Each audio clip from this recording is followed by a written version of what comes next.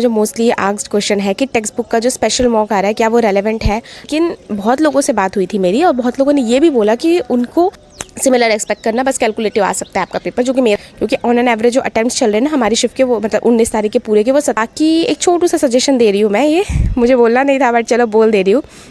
तो मुझे एहसास हुआ तेरा दिमाग भटक रहा है, समझ कुछ नहीं आएगा, बस मैं स्क्रिप्ट चल ही जाऊँगी पढ़ के। मैंने दोबारा से पैसे स्टार्ट करो, इस बार मैंने फोकस्ड होके ही पढ़ा था। So hello you all and welcome back to my channel. आप लोगों ने डेफिनेटली मेरी ये CGL की रिव्यू वाली वीडियो तो देख ली होगी। इस वीडियो में मुझे बहुत सारे डाउट आए। अभी सुबह उठते ही मैंने जब कमेंट पढ़े तो मुझसे रहा नहीं गया, मैंने सोचा सबको रिप्लाई करने से बेटर एक वीडियो बनाते हैं जिसमें कंप्लीट आप लोगों के डाउट क्लियर हो जाएंगे। यानी कि आगे आने वाले शिफ्ट के बच्चों को क्या क्या करना है वो मैं सजेस्ट कर पाऊँगी। बिल्कुल भी मैं क्वेश्चन वगैरह कुछ भी नहीं कर रही, बस उनके जो मन में इतने सारे डाउट चल रहे हैं ना मैं वो सॉल्व कर रही हूँ, ताकि आप एग्ज़ाम में एकदम काम माइंड से शांत होकर एग्ज़ाम दे के आ सके। क्योंकि आई कैन फील कि आप कैसा फील करते हो एग्ज़ाम से पहले, खासकर तब जब पैटर्न एकदम चेंज हो रखा है, सब कुछ अनप्रेडिक्टेबल टाइप हो रहा है तब। ठीक है, सबसे पहला क्वेश्चन जो मुझे मोस्टली आस्क्ड क्वेश्चन है कि टेक्स्ट बुक का जो स्पेशल मॉक आ रहा है क्या वो रेलेवेंट है। हाँ बिल्कुल रेलेवेंट है। अब भी कई लोग बोलेंगे नहीं है नहीं है, कंफ्यूज नहीं होना है।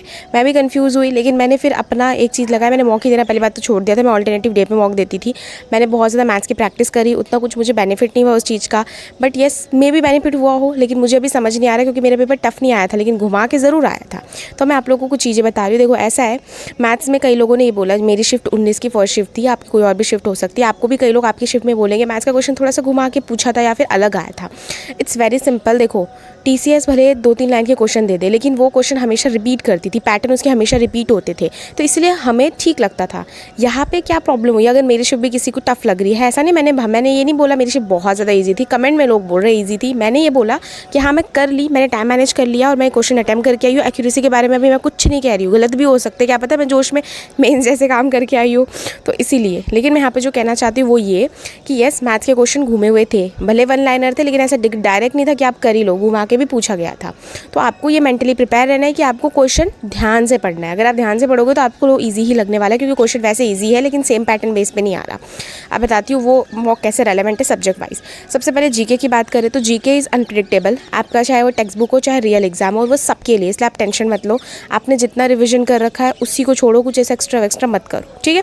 New topic hot topic Parmar sir ने करा रखे, अगर करना चाहो कर लो, क्योंकि किसी के एग्जाम में आ रहा है किसी के में नहीं आ रहा है। जैसे मेरे में एक भी क्वेश्चन नहीं आया वहाँ से, तो मुझे ऐसा लगा कि पूरा व्यर्थ था मेरा मेहनत, पर कोई बात नहीं, वो कभी ना कभी किसी और एग्जाम में काम आ जाएगा, ठीक है। लेकिन कर लेना उन टॉपिक्स को, और जीके से एकदम छूट ना जाओ, इसलिए डेली 1 से 1.5 घंटा दे देना रिविजन करके, कुछ भी करके, लेकिन पढ़ लेना, आर्टिकल्स वगैरह सब कुछ रिविजन कर लेना, ठीक है, क्योंकि वो पूछेगा तो अपनी मर्ज़ी का। लेकिन आप एकदम छोड़ दोगे तो फिर एग्ज़ाम में परफॉर्म नहीं कर पाओगे।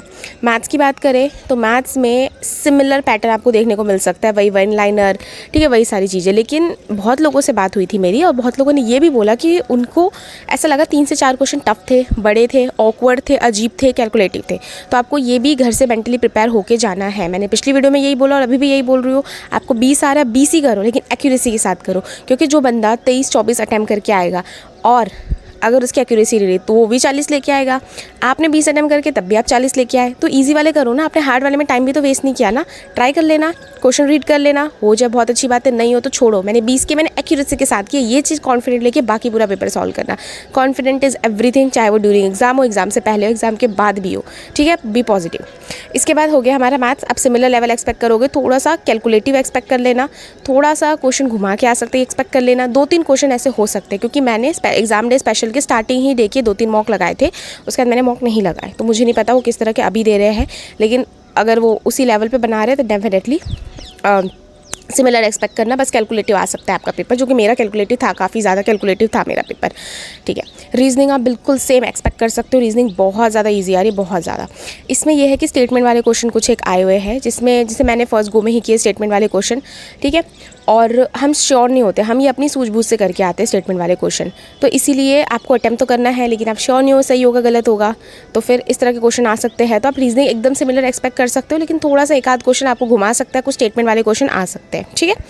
ये हो गया है, मैथ्स हो गई है। इंग्लिश में आप एकदम सेम पैटर्न एक्सपेक्ट करो, पैसेज बड़े भी हो सकते हैं, छोटे भी हो सकते हैं, छोटे as in max to max 10-15 line, इससे छोटे मुझे लगता आ सकते हैं, इतने हो सकते हैं, इससे बड़े भी हो सकते हैं। अब आपको वो सीखना है कि आप कैसे करने वाले हो, टाइम मैनेज कैसे करने वाले हो, पेपर में कैसे करोगे, कैसे काम रहोगे, चीज़ आपको सोचनी है। जैसे मैंने अपनी स्टोरीज वाली वीडियो में बताई थी कि पहले मैं इंग्लिश पे करती थी, मैं इंग्लिश पे गई भी, लेकिन बाद में फिर मैं मैथ्स पे स्विच हो गई और फिर मैंने टाइम मैनेज किया है। तो ये चीज़ें आपको करनी पड़ेगी, ठीक है। तो वो आपको एग्जाम टाइम में डिसाइड करना है किस तरीके से करना है आपको चीज़ें, ठीक है। कभी कभार ऐसा भी होता है हमारे साथ कि हमने एक क्वेश्चन किया टफ, 2 क्वेश्चन किया टफ, तीसरा किया टफ, लेकिन चौथे से शायद ईजी हो सकता है। तो मैंने सिमिलरली किया था जब मैं इंग्लिश का कर रही थी सेकंड गो में भी, तब भी 1, 2, 3 क्वेश्चन मुझे टफ ही लग रहे थे, मैं डायरेक्ट 15 क्वेश्चन पे चली गई। ये मेरी बहुत अच्छी हैबिट बन चुकी है। जब भी मुझे 1, 2 क्वेश्चन टफ लगते हैं मैं तुरंत 15 नंबर क्वेश्चन पे चली जाती हूँ, वहाँ से करना स्टार्ट करती हूँ, फिर मुझे पेपर ईजी लगने लगता है। क्योंकि अगर स्टार्टिंग में 3-4 क्वेश्चन टफ आ गए, इसका मतलब बाद में सारे क्वेश्चन ईजी है। दिमाग लगाओ, है ना, बीच के क्वेश्चन ईजी होंगे, तो फिर मैं वो अटैम्प्ट करने लगती हूँ। एंड फिर दोबारा से मैं फिर जाती हूँ 6 पे, फिर 6 से करती हूँ, फिर लास्ट में आती हूँ 1 to 5 करने के लिए, चाहे मैंने वो देखे भी नहीं होते कई बार, तो 2-3 छोड़ देती हूँ। तो ये थोड़ा सा इस तरह की चीज़ें होती है। ये सब मैनेज करने से आपका टाइम बहुत अच्छा मैनेज हो जाएगा। आई थिंक मैंने ये सारे क्वेश्चंस बता दिए हैं। इसके अलावा बहुत लोग पूछ रहे हैं कि अभी हम क्या कर सकते हैं। मैंने बोल दिया जीके पे ज़्यादा टाइम मत दो, 1-1.5 घंटा डेली दो, ताकि तुम उससे जुड़े हुए रहो। मैथ्स में अर्थमेटिक अच्छे से प्रैक्टिस कर लो, कैलकुलेशन की प्रैक्टिस रखो। अपने अगर तुमने नोट्स बना रखे उनको रिविजन वगैरह कर लेना, बस यही कह रही हूँ। एंड लास्ट इंपॉर्टेंट टिप कि फोकस होकर पेपर करना, एक एक लाइन पढ़ के अच्छे से फोकस होकर। अगर आपने फोकस होकर किया, आपका टाइम पे पेपर भी खत्म हो, क्योंकि आपको एक चीज़ दोबारा नहीं पढ़नी पड़ेगी। मेरे साथ ये गलती भी हुई थी, मैंने पैसेज एक बार पढ़ा, लेकिन जब मैंने 4-5 लाइन पढ़ ली ना, तो मुझे एहसास हुआ तेरा दिमाग भटक रहा है, समझ कुछ नहीं आएगा, बस मैं स्क्रिप्ट चल ही जाऊँगी पढ़ के। मैंने दोबारा से पैसेज स्टार्ट करो, इस बार मैंने फोकस हो गई पढ़ा था। और अगर आपको ऐसा लगता है आप भटक जाते हैं, उंगली रख के पढ़ लो, स्क्रीन पर उंगली रख के पढ़ लो, आप बिल्कुल नहीं भटकोगे। वो काम मैंने नहीं किया, बट बता रही हूँ। मैं कई बार मॉक टेस्ट में ये चीज़ कर देती हूँ, जब मेरे बहुत ज़्यादा दिमाग में चीज़ें भरी रहती है, तब मैं यही करती हूँ ताकि मैं फोकस रहूँ। तो फोकस रहने के लिए कुछ भी कर सकते हो, वो करना, ठीक है। बाकी माउस वगैरह एग्जाम से पहले सब कुछ चेक कर लेना। मेरे साथ एक प्रॉब्लम हुई थी, वीडियो बताना ही भूल गई। मेरे साथ क्या और था, जैसे मैं ऑप्शन पे क्लिक कर रही थी ना, तो शायद वो बटन दबा रह जाता था, पता नहीं। ऑप्शन जो मैंने क्लिक किया ना, वो भी साथ में उठ के आ जाते थे। जैसे मान लो 52 आंसर है, मैंने 52 पे क्लिक किया, वो भी माउस के साथ उठ के आ जा रहा है। फिर मुझे ऐसे दोबारा से दबाना पड़ता था कहीं और ले जाके, फिर वो छूट जाता था, 52 अपनी जगह पहुंच जाता था, एंड फिर मैं दूसरे क्वेश्चन पे जाती थी। मेरे साथ कई क्वेश्चन में ये चीज़ें हुई, बट हो गया टाइम मैनेज। मैंने पैनिक वगैरह नहीं किया, मुझे नॉर्मल लगा ये चीज़ें, तो मैंने कर ली। क्योंकि मेरा खुद जो घर में माउस है वो भी ख़राब हो गया है, तो वो भी कभी कभार ऐसी हरकतें करता है, तो इसलिए मुझे इतना डर नहीं लगा। तो ये अच्छी चीज़ है आपकी चीज़ें, अगर इंस्ट्रूमेंट ख़राब हो रहे तो उनको यूज़ करो। जैसे मेरा लैपटॉप ना काफ़ी स्लो हो गया अब, तो मैंने उसको कुछ नहीं करा ना, अपडेट करा, मैंने स्लो ही छोड़ दिया कि हाँ मुझे हैबिट है इस पे। वो कभी कभार ना एकदम स्लो हो जाता है, मॉक के ड्यूरिंग स्लो हो जाएगा, टाइम बीत रहा है वो स्लो चल रहा है, नींद में है वो। तो मेरे को ये हैबिट हो गई है अब थोड़ी थोड़ी कंप्यूटर को लेके, ठीक है। तो चलो इतना ही रखते हैं, बाकी मतलब किसी अगली वीडियो में कोई भी डाउट आप लोग कमेंट कर देना। ज़्यादा डाउट रहेंगे तो सेपरेट वीडियो बना दूँगी, अदरवाइज़ मैं आप लोगों को कमेंट में ही रिप्लाई करने की कोशिश करूँगी। इंग्लिश के लास्ट बता देती हूँ, ऐसा कुछ भी नहीं है, बहुत सारी वोकैबुलरी बाहर में बहुत लोग ऐसे नहीं, मैं अपने पेपर का रिव्यू दे रही हूँ, मैंने बहुत लोगों से बात करी है। सारी वोकैबुलरी ऐसा नहीं है बिल्कुल भी बाहर से आ रही है, कुछ एक वोकैबुलरी है आपको देखने को मिल सकती है। आप ऑप्शन एलिमिनेशन करने की कोशिश करना। बहुत लोग पूछ रहे ऑप्शन एलिमिनेशन कैसे होता है, इसी वीडियो में कवर अप कर देती हूँ।